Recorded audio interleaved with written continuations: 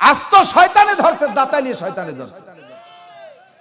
এই গ্রুপের বউ মসজিদে যায়, আহমদ শফি সাহেবের বউ হাটাজারি, বটিয়া, বাবুনগর, জিরি, নাজিরাট, লালবাগ, ফরিদাবাদ, মালিবাগ, যাত্রাবাড়ি, গহরডাঙ্গা, নোয়াপাড়া, যশোর রেল স্টেশন, দড়াটানা, এই হাজার হাজার মাদ্রাসার বড় বড় হুজুরকে বউ তো মসজিদে যায় না।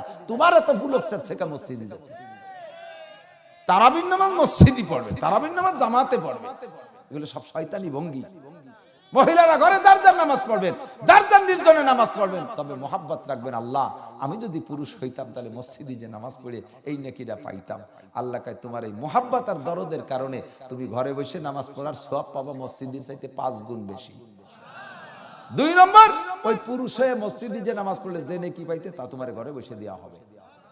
নেকির জন্যই যদি আমার মসজিদে যাইতে, সে নেকি ঘরে বসে যদি এত বেশি পাই, ও জায়গা কেন যাবো? কথা কর না কেন? ঠিক না?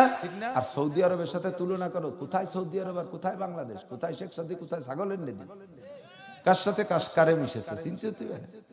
হ্যাঁ, সৌদি আরবে একটা জিনা ধরা বললি দিবা লোকে মসজিদের সামনে জবই দিয়ে ছাড়িয়ে দেয়। আর তোমার জায়গা জিনা ধরা বললি বলে ও ছেলে মানুষ, মাত্র 29 বছর বয়স, ছেলে মানুষ। ওটা কার ছেলে? মাতুব্বারের ছেলে। এই শয়তান, আর ওর ভিডিও হয়ে গেল বিচার। পরের দিন যে সে মাতুব্বারের মাইয়ে নিয়ে চলে গেছে। বিচার যেমন ব্যবস্থা সেরকম, ঠিক না? সৌদি আরবের সাথে তুমি তুলনা করো। আরাফাতের থেকে মাগরিবের আজান হলে হাজিরা মুজদালিফার দিকে যায়। আপনাদের এখান থেকে যে হাজিরা, এখানে পরিচালক যারা, এরাই হজ ব্যবসা করে, শুনে দেখেন।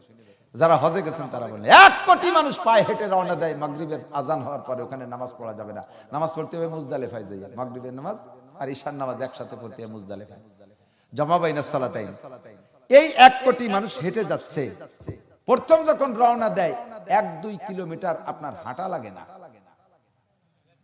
শুধু সুজায় দাঁড়ায় থাকতে বলে, পড়িয়ে গেলি শেষ।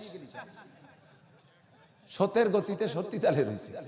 নারী পুরুষ, মহিলা পুরুষ, যুবতী বুড়ো সুন্দরী, সব পাকিস্তানি মিশরি মেয়েরা কি সুন্দরী, হুরের মতো সুন্দরী, মুখ খোলা, পুরুষের সাথে মিশে মিশে একটা পুরুষের অন্তরের ভিতরে যাররা পরিমাণ কুধারণা আসে না।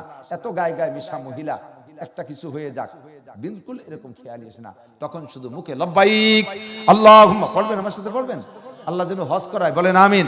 লব্বাইক আল্লাহুম্মা লব্বাইক লব্বাইক লা শারীকা লাকা লব্বাইক। এই জায়গার আওয়াজটা আমি যেভাবে বলবো এইভাবে দেবেন। ওখানে গেলে এরকম শুনুন, ইন্নাল হামদা ওয়ান নি'মাতা লাকা ওয়াল মুলক লা শারীকা লাক। ঠিক না হাজী সাহেবরা? এইভাবে লব্বাইক কইতে